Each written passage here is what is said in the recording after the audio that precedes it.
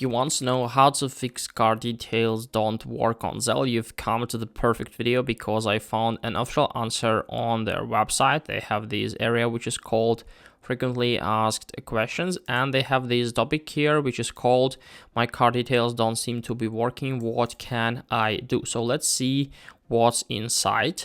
And first, they recommend make sure that you are only enrolling a Visa, MasterCard, debit card tied to a bank account in the US. It's really important.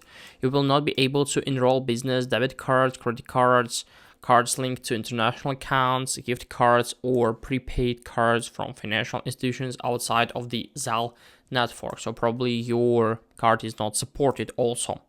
Next, ensure that the information you're entering matches exactly the information that your bank or credit union has about the card.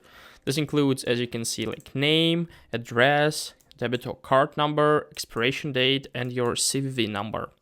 If you are still experiencing technical difficulties, please call the customer service phone number on the back of your card.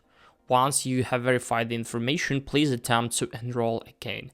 And as you can see, this is the only one thing you can do. So you can check is your card supported, and also if you have questions, you can contact the customer support.